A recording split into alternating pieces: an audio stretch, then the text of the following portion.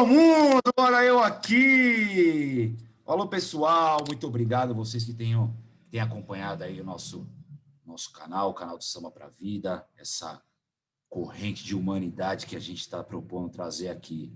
Infelizmente, o ano de 2020 não foi muito bacana para a galera, e fomos também impossibilitados de realizar a nossa festa. Então, essa gravação aqui está acontecendo um dia após o início da imunização no Brasil, o dia após a vacinação no Brasil. Então, já é um alento para que esse ano a gente consiga realizar nosso evento, poder arrecadar os nossos alimentos, que é o mais importante que a gente faz. E já que a gente não pôde fazer o nosso evento, estamos aqui no Alô Mundo fazendo os nossos eventos, trazendo muita informação para a galera sobre temas extremamente relevantes para toda a sociedade e também trazer um norte, fazer um paralelo da música, do nosso samba, da nossa música, com as inúmeras profissões que tem aqui no mundo e no nosso país. Então, e hoje eu trouxe uma colega de trabalho, não especificamente trabalhamos juntos, mas que exercemos a mesma profissão. E hoje eu tenho a honra, o prazer, conversando com Renata Mendes, designer. Boa tarde, Renata. Muito Olá, obrigado pelo nosso convite e dialogar aí com a gente. obrigada, Vaguinho. Eu que agradeço. Estou bem feliz de estar aqui nessa conversa. Tudo bem. Então, para quem não conhece, quem é Renata Mendes?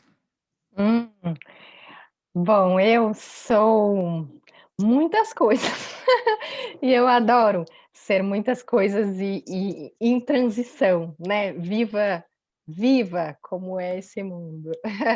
Eu sou designer, eu trabalho há bastante tempo com um recorte, assim, do design que é pouco comum, que é um design que envolve estratégias, que envolve sistemas, e trabalha com pessoas. Então é um design sistêmico, um design de aprendizagens. Eu trabalho muito com comunidades de produção artesanal, com artesãos de muitos lugares do Brasil, apoiando a estruturação dos empreendimentos, apoiando o desenvolvimento de produtos, de novos produtos, sempre respeitando os processos e a cultura, a identidade local, para que esses grupos possam viver do artesanato. Esse é um recorte muito importante do que eu trabalho, né? Eu também trabalho com educação, com gestores, com professores, especialmente de educação infantil, e como as abordagens de design, os processos de criação e um olhar mais inovador para modelos de educação que tenham mais a ver com o século que a gente vive, assim, menos um formato revolução industrial e mais uma outra pegada do século XXI. Então, dentre várias coisas que eu trabalho, esses dois recortes são muito preciosos e ocupam bastante espaço na minha vida. Certo. Você falou que trabalha com artesãos. Artesãos é uma linha cultural do nosso país que é muito forte, assim como a música. O trabalho dos artesãos, país afora, é um trabalho, às vezes, muito pouco reconhecido, muito pouco valorizado internamente, porque se a gente for para fora do Brasil, os produtos brasileiros, principalmente esses produtos artesanais, são primeira prateleira para fora do país. E aqui é muito pouco valorizado. E dentre esses trabalhos aí que você fez junto com os artesãos, quais foram os que mais impactaram?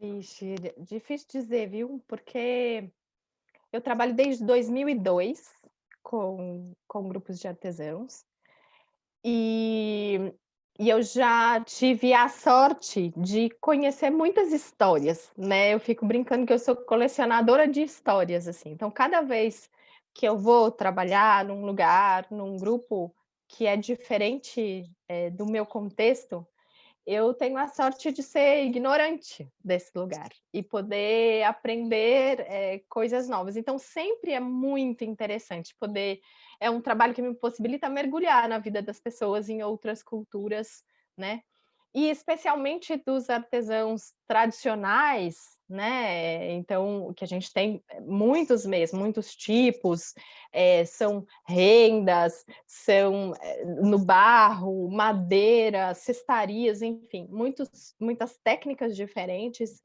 de muitos lugares do Brasil, do interior, do litoral, indígenas, quilombolas, enfim. E aí, cada um tem suas particularidades e sua riqueza, então é muito difícil eleger qual que é o mais interessante, né.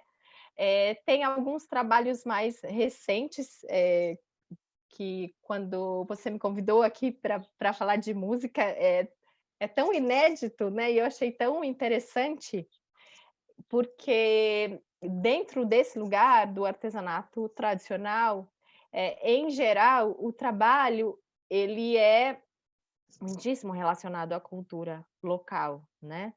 E a cultura tem música, tem dança, dentro dessas tradições. Então sempre nesses trabalhos, eu tive esse prazer de me conectar com a dança, com a música, com o canto, com as rezas, com, né, esse mistura do que é religioso e do que cultural dos lugares, assim. Então tem um montão para colecionar e para achar incrível. Não tem um específico. O Brasil é muito rico culturalmente, assim. Acho que o samba é uma das maiores provas dessa enormidade cultural que o Brasil tem, porque assim, eu vejo, em um particular, tá? Eu vejo o samba não somente no sentido música, porque o samba ele valoriza as tradições africanas, né, que é a origem do ritmo.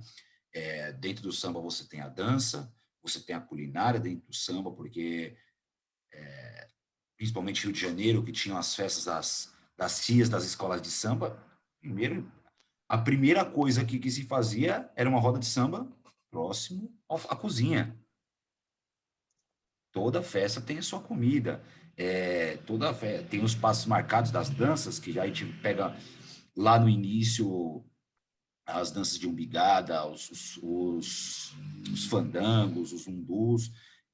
Então é uma tradição muito, muito forte que talvez o Brasil não conheça tanto a fundo. O Brasil se restringe hoje muito somente ao samba como música, mas e esquece, às vezes, de abordar os inúmeros contextos que o samba pode trazer. Igual a gente já trouxe aqui pessoas lá da época dos pagodes dos anos 90 que falaram da revolução que foi aquele movimento deles, e revolução socioeconômica, efetivamente, das comunidades que eles viviam. Então, é toda uma expertise que o samba traz, que é muito raso a gente falar somente como música. Então, fazer esse paralelo de música com outras profissões, é esse o grande desafio que a gente quer trazer aqui no Samba para a Vida, no Alô Mundo. Então, por isso que a gente trouxe você designer, a gente já trouxe neurocientista, a gente que está trazendo pessoal das páginas de internet, vamos trazer economistas, vamos trazer inúmeras profissões para a gente poder fazer esse paralelo e sair um pouco da caixinha de samba só como música, no seu sentido tão raso da história. Maravilhoso, esse recorte transversal, né. Eh, se a música eu achei muito legal prestar atenção nisso, porque na verdade às vezes as coisas são tão naturais, né, que a gente sequer, põe holofote nisso. Achei e quando você fez esse convite, eu fui olhar para isso, né, para essas experiências que eu pude ter, em todas elas tem a música, né. Você abriu aqui o programa falando sobre a vacina, né, sobre as 2 primeiras pessoas vacinadas são mulheres e são exatamente desse contexto que a gente está falando. É muito significativo, para o artesanato, né, do brasileiro, a quantidade de mulheres que está envolvida nisso, né? Mulheres como mães, como trabalhadoras, como mantenedoras de uma cultura que envolve a comida, que envolve a fé, que envolve o prazer, que, enfim, como que isso se mistura tudo, né? E como isso vai passando de geração em geração e é tão natural que às vezes pouco se percebe. Então, esse lugar que às vezes do brasileiro, da gente não valorizar o que a gente tem, ou da gente não enxergar o que está aqui debaixo do nosso nariz, né? É muito interessante que a gente olhe para essas coisas. Nessas comunidades que eu estive, as manifestações culturais, elas são feitas para as próprias pessoas, né? Então, não é para turista ver, é genuíno daquele lugar, né? Então, ou elas são para dar ritmo ao trabalho, então, tecelãs, por exemplo, que entoam cânticos e fazem para afiar, né, o fio do algodão, ou para fazer o tear, que cantam juntas para dar um ritmo de trabalho. Então, o canto, a música como um ritmo de trabalho, que trazem ali histórias que são ancestrais, né? Então, eu já tive, por exemplo, com rendeiras que estão lá em Santa Catarina, em Florianópolis, né? Uma região que tem uma influência açoriana, portuguesa. Então, as rendeiras de Bilro, de lá, elas cantam umas músicas, uns versos que são portugueses, que são açorianos, e que elas aprenderam com as avós e com as mães, e aquilo dá um ritmo na produção. É muito bonito de ver isso, né? Então, como está intimamente relacionado ao trabalho. Ou os cantos que têm a ver com a plantação, como as pessoas se organizam para plantar, né? Os ciclos da plantação, as manifestações religiosas. Tem um trabalho que é mais recente assim, de 2019, que ainda dava para viajar, né? Que eu fiz em Brumadinho, nas comunidades quilombolas de lá, em 4 comunidades quilombolas de Brumadinho, né? Marinho, Sapé, Ribeirão e Rodrigues. São vizinhas, assim, e eu achei muito, muito surpreendente como a organização das pessoas em torno de uma tradição que se passa de geração em geração, e logo todo mundo, desde que nasce, observa o que está acontecendo, assim como no samba, com os bebês, né, nascem dentro de um contexto e não se ensina de uma forma, né, assim, categórica da escola, é a escola da vida, como é que isso se dá na vida. Então, quando eu estava lá, ia ter uma festa, por exemplo, né, uma festa, tem muitas festas religiosas durante o ano, e essas festas, elas reúnem comunidades de outros lugares, e é muita gente. Então, eu estava lá numa comunidade que é pequena, numa casa de uma família, um terreiro de terra, de chão batido, uma casinha simples, né, de sapé, uma casinha tradicional e tal. E aí uma das senhoras estava me contando de que, bom, ia acontecer no dia seguinte a festa. E ela me dizia assim: ah, vem umas 500 pessoas, mais ou menos, vem não sei quantos ônibus. E eu falava, gente, da onde vem? Não era turista, era comunidades que uma cria um compromisso com a outra. Se eu vou na sua festa, depois você vai na minha festa. E assim se dá, e as comunidades circulam por todas as festas, levando a congada e levando o Moçambique, né? Levando as duas manifestações, principalmente, de música dança. Os grupos de congada e Moçambique. E aí ela me dizia assim: bom, aqui nessa parte, eu ia olhando para um terreno de chão batido, de terra. Aqui nesse canto aqui, ó, é o fogão. Vai ser o fogão, onde a gente vai fazer o frango com tarará, tarará. Aqui nesse canto a gente vai colocar as mesas. Eu olhava e falei: como assim? Eu vi uma pilha de tijolo num canto ali onde falou que ia ser o fogão. E aqui, com minha cabeça, paulistana, organizada de um jeito completamente desconectada de raízes, né, ficava tentando arquitetar como é que isso ia acontecer, como é que eles iam se organizar para isso acontecer. E simplesmente acontecia, porque todos têm um ritmo da coisa em si, no corpo, no sangue. Então, os pequenos vão fazendo tal coisa, e uma grita aqui que tem que fazer não sei o quê, chama fulano, prá.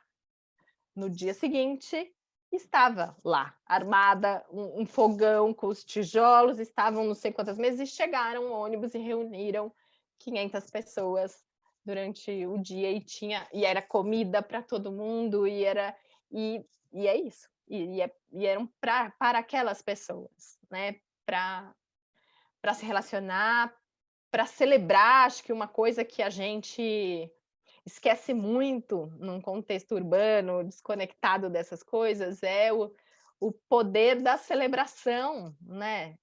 Então, de se juntar para celebrar, para comer junto, para dançar junto, para tocar junto. E acontecia tudo isso.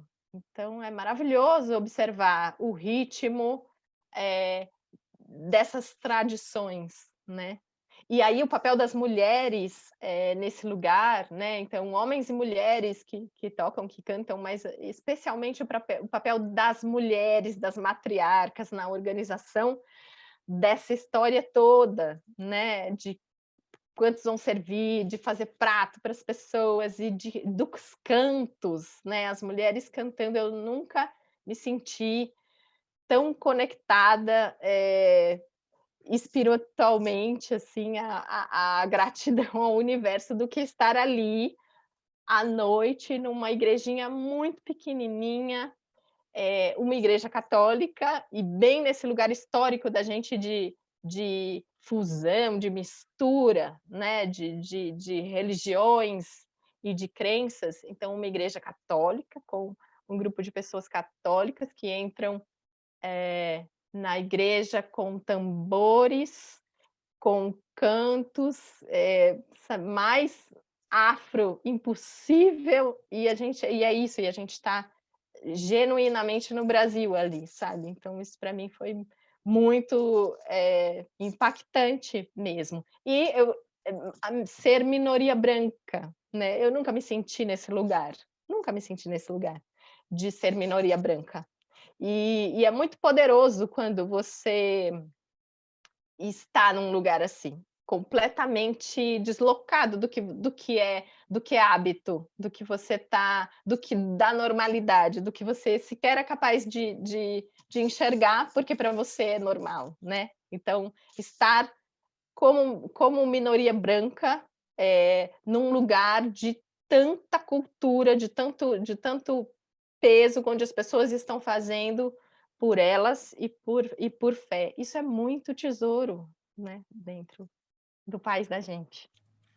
O Brasil, nessa imensidão aí de país continental, ele reserva esses pequenos polos de cultura ainda muito vivos no Brasil, mas que me deixa bastante impressionado, bastante triste, é que esses pontos culturais de valorização da cultura está cada vez mais interiorizado.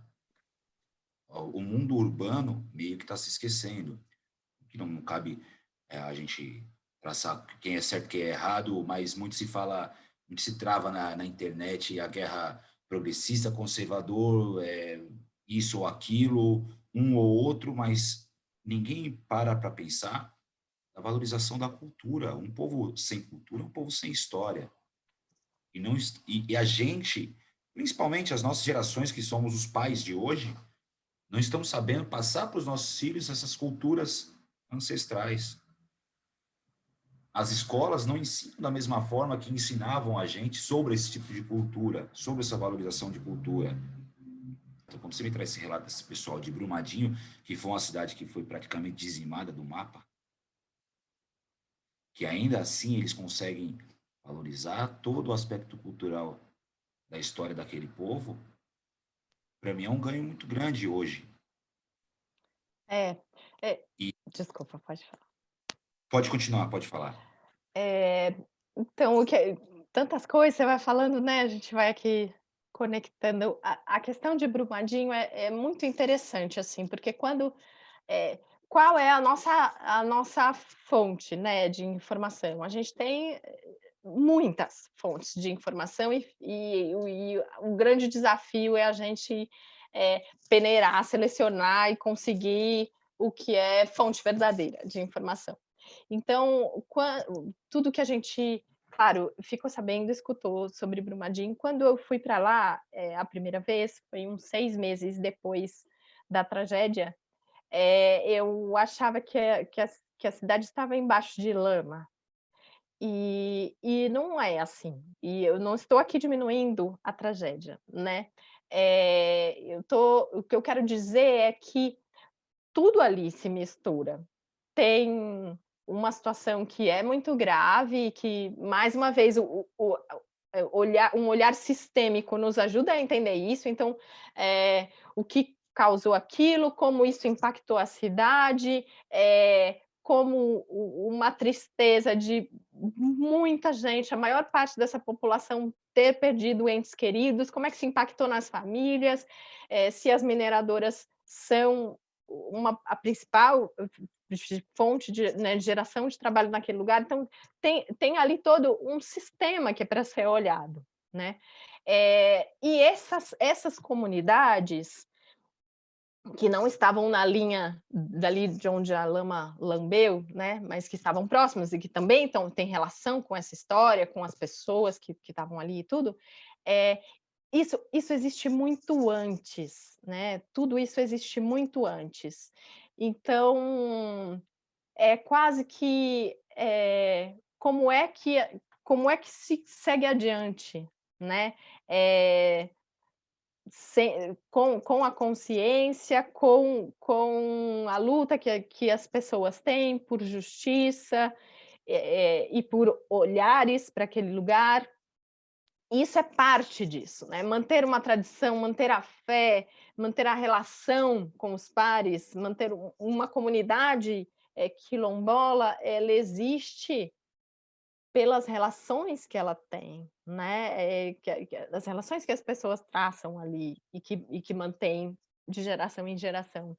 E isso é muito anterior à chegada de uma mineradora ao que aconteceu, né? Então, isso se mantém sim ou sim. E, e é muito interessante olhar a força disso, né? A força da celebração, é, ainda mais em um contexto de tragédia como esse, e a força da fé manifestada nessa cultura, né? E como esse lugar também é berço de muita gente que vai beber fora da tradição, né? Então tem um músico muito incrível dali que eu pude conhecer, o Rei Batuque, que é um cara que é do mundo e que é do quilombo, né? E que tem nos seus pais, na sua mãe, no seu pai, a universidade. Então, um cara desse, ele é a ponte para o mundo. Ele tem uma visão absolutamente clara dessa tradição, crítica com relação ao que acontece, as questões políticas, as questões sociais, e ele está olhando para o mundo, e ele está com o pé no mundo também, né? Então, esse lugar de uma comunidade que é preservada, mas ela não está numa bolha, ela não está isolada, né? E se ela quiser, ela se mostra. O negócio é se ela quiser, esse é o lugar, né? Então, não o lugar da exploração, de vamos mostrar para o mundo porque vai ser bacana para eles, não esse olhar de fora do que é bacana para as pessoas, mas que as pessoas se sintam capazes de identificar o que é legal para elas, o que é legal abrir e o que é legal ficar entre elas, assim. Então esse é um ponto. E com relação à educação, né, da escola, eu tenho um filho de 5 anos e eu sou completamente envolvida com a educação e sou uma grande entusiasta mesmo da educação de infância como um lugar de mudar o mundo, sabe? Onde a gente faz novos seres humanos mesmo, para não serem como antes, para não repetirem esse ranço colonial mesmo que a gente tem, né? E muitas escolas têm um olhar para a cultura, para as brasilidades, né? Para as origens, e como isso é parte da nossa história, e como é importante a gente atentar para isso, para não repetir atrocidades, para a gente ter orgulho do que é raiz, do que está em nós, e que às vezes a gente nem se dá conta, né? Eu não toco nenhum instrumento, nem um apito, eu sei apitar, mas eu danço há muitos anos, assim, eu gosto de dançar, e em um momento da minha vida eu fui para as danças brasileiras, para as danças tradicionais brasileiras e para as danças afro. É um lugar que para mim me conecta por um nem sei onde, nem sei porque, simplesmente conecta, sai do que é racional e vai para um lugar vernacular mesmo, de origem, de povo. E é muito interessante acessar isso, onde a música leva, onde a dança leva, que é um lugar que é fora desse racional de que a gente, né, enquadra tudo em caixinhas, assim. É para além disso, é para o corpo, é porque que é sensorial, assim. E, enfim, e todo esse lugar do artesanato, o trabalho, ele é intimamente ligado a isso, ao que é sensorial, ao que é percepção das pessoas, né? Elas respeitam o tempo, o ciclo, como são parte de uma natureza. Então, as matérias-primas naturais são colhidas na lua X, na época tal do ano, porque é sabido que aí vai ser a boa fibra, em outro lugar não vai ser boa. E não tem porque, sabe, uma ciência da escola por trás disso, existe uma sabedoria por trás disso, e que de fato é assim, né? Então, enfim, acho que a gente pode aprender com isso. Essas sabedorias populares das culturas são fascinantes. Eu também procuro não entendê-las, não querer entendê-las, procurar os motivos, os porquês daquilo. Vamos acreditar no pessoal, eles sabem o que estão falando. É E, isso aí. e como você, com toda essa sua experiência nessas comunidades, nesses quilombos, como que a música, essa cultura, essas manifestações culturais impactam diretamente no seu processo criativo? Nossa, muitíssimo. O que acontece, né? Em geral, nesses projetos, não só eu, tem outros profissionais que trabalham com isso, tem uma grande parceira minha que sempre está na história, a Paula Dib, outra designer, a gente trabalha muito juntas e a gente tem muito uma conduta de trabalho muito parecida. A gente pesquisa muito pouco antes de ir, para a gente não ter uma visão encaixotada. Isso porque a gente já errou bastante também, já errei bastante nesses anos todos, né? Já tive que pegar um plano muito bonitinho, feito para ir num lugar, rasgar e jogar fora, porque chega lá, era completamente outra história. Então, eu sei o mínimo necessário da geografia, alguma coisa da cultura, alguma coisa da técnica, e eu vou descobrir lá. Então, em geral, eu prefiro, desde que possível, ficar na casa das pessoas, no caso dos quilombos de Brumadinho foi assim. Então, ficar na casa das pessoas, estar em contato direto com o dia a dia dessas pessoas, com como é respirar o ar, comer a comida dessas pessoas, o que é. E isso tudo é cultura, né? E aí a gente vai criar linhas de produtos, co-criar com esses grupos, linhas de produtos. A gente parte de uma identidade local, né? Então, tudo o que for de informação sobre esse lugar, as matérias-primas, as cores desse lugar, os hábitos, as festas, tudo, absolutamente tudo é motivo, é tema para a produção artesanal, né? Então, dentro de lugares que às vezes muito se perdeu ao longo do tempo e que os artesãos acabam produzindo coisas baseadas na internet, em receitas no YouTube, em referências no Pinterest, enfim, né? Que acaba sendo igual em todo lugar e não puxando essa criação da sua própria tradição. Mais uma vez, tudo o que é muito íntimo da gente, às vezes a gente não dá valor, né? Nessas comunidades isso acontece demais.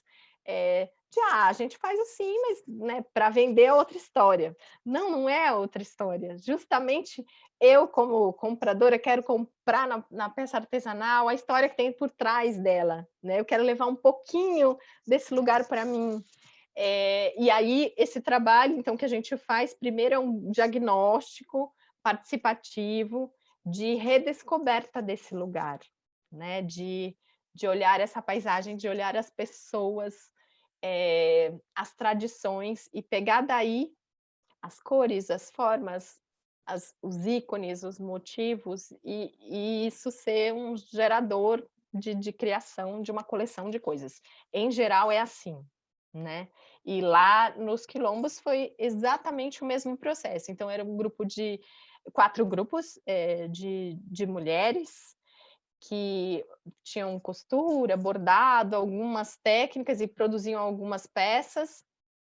E o nosso trabalho era fazer um resgate identitário nesse lugar para elas terem uma coleção com uma força regional mesmo, né? E foi assim que fizemos. A gente elencou um montão de temas, dentre eles o das manifestações culturais,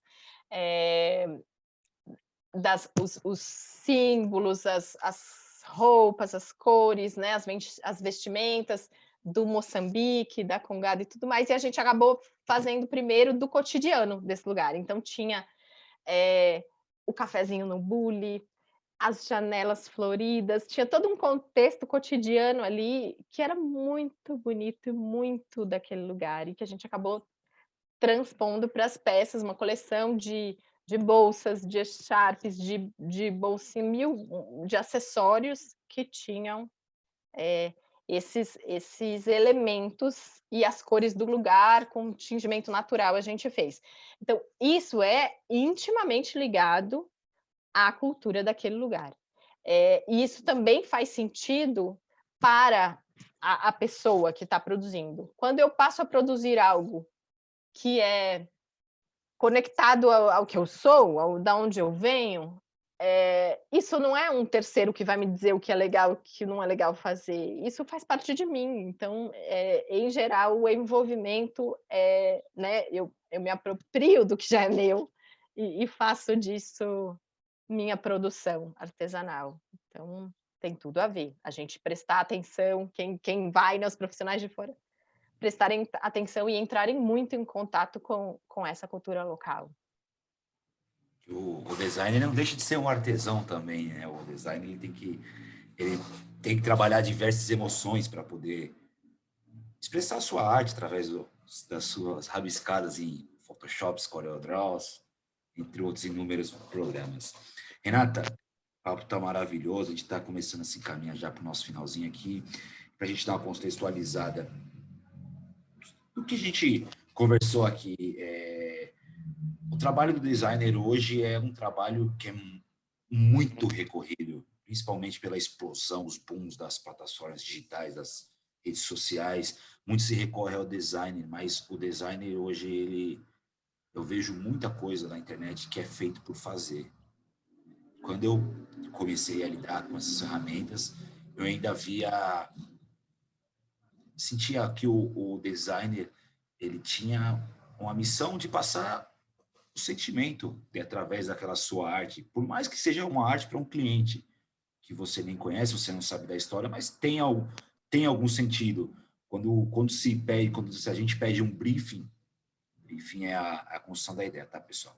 Quando a gente pede um briefing para um cliente, a gente está querendo entender um pouco daquela história que a gente vai contar através, seja da criação de uma logomarca, seja através de um conjunto de peças para publicação em rede social, seja ou para um design de algum produto. A gente precisa saber o mínimo daquela história. Então, você trazer essas experiências para a gente, desse seu contato com populações tradicionais do Brasil e aplicar isso dentro do seu trabalho é fenomenal.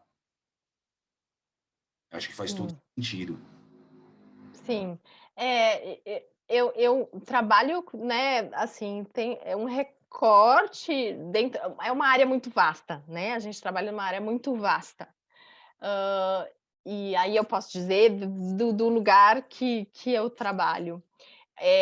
Ele faz sentido se ele é feito com as pessoas, não para elas, né.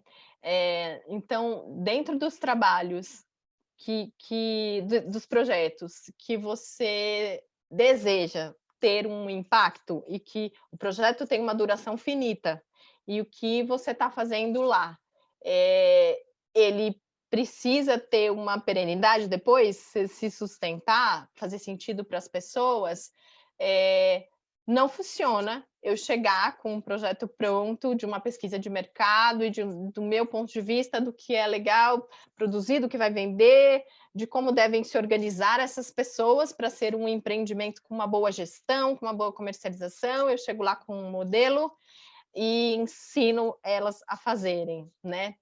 Esse processo colonialista, já caduco, ele não funciona, porque eu não considero o outro, a realidade do outro, as potências do outro, os desafios do outro. Então, quando, em primeiro lugar, eu preciso da empatia, de entender, tentar enxergar pelos olhos do outro, a partir da minha experiência, porque eu não sou aquela pessoa, mas tentar enxergar qual é o contexto dela, quais são os desejos e as necessidades dela, quais são as potências dela, eu posso também ajudá-la a enxergar o que ela não está vendo, né? Então, acho que este é o principal trabalho da abordagem de design nesse caso, né? Como é que eu faço, como é que eu conduzo um processo de cocriação para que isso faça sentido para o outro lado, para quem eu tô criando, assim. E acho que isso vale, né, mais genericamente, também vale, imagino que você também, né, precise de elementos de quem é o outro, do que faz sentido para o outro, enfim, para poder fazer a sua criação, você simplesmente não entrega o que você acha bacana e funcional, como você falou, de um briefing é essa construção, né, um briefing precisa ser bem feito, inclusive, para que você tenha a melhor informação. E nessa relação com as pessoas, nos projetos sociais, muitas vezes, projetos de geração de trabalho e renda, é nesse lugar, assim. Então, quem é o protagonista, está lá do outro lado e eu preciso compreender ele e poder ter esse olhar mais amplo, mais sistêmico de quais são todos esses elementos que, com o meu olhar estrangeiro, pode talvez fazer conexões que lá ainda não se viu, né? E acho que é por aí. Uma coisa que eu queria te falar também, que eu lembrei relacionada, não sei se dá tempo, dá tempo?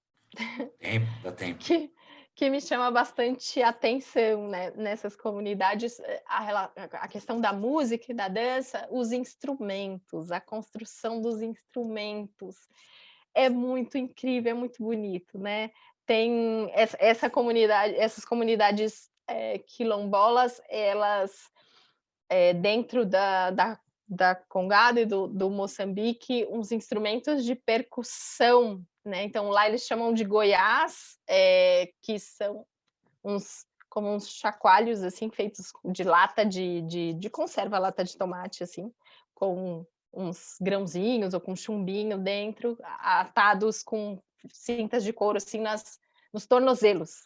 E aí a dança da percussão. Então, a confecção desses instrumentos, outros que são, esqueci o nome agora, mas são como uns chacoalhos, assim, feitos tipo de lata de goiabada, com alça e os adornos disso. É muito maravilhosa a produção para, o rito, assim, sabe, tudo o que envolve as vestimentas, os instrumentos. Teve um outro grupo que eu trabalhei em Iguape, né, um grupo de artesãos chamado Criqué Caiçara, bastante tradicional de lá também, que trabalha com madeira, na reserva da Jureia, ali no litoral paulista. E e eles fazem a rabeca, um instrumento, né, de corda, e esculpem, e aí, é isso, os construtores sabem, eh, tem o ouvido para, né, para qual é o melhor som que essa madeira produz, qual é a forma, as cor tudo, assim. Então toda essa construção é muito rica, é muito maravilhosa, né, e tem a ver, com o que se passa de pai para filho. Você vê criancinhas de 2, 3 anos que estão tocando, que, enfim, que começam com os instrumentos pequenininhos, brincam de tocar, brincam de cantar, e assim se dá, né. Então, como você falou, um paralelo com o universo do samba, é muito mais do que a música, do que o ritmo, mas como é toda essa construção cultural da comida, né, a roda de samba. E chegamos agora aos nossos momentos finais, Renata. Renata, os momentos finais aqui do Alô Mundo, do Samba para a Vida, ele é dividido em 3 partes.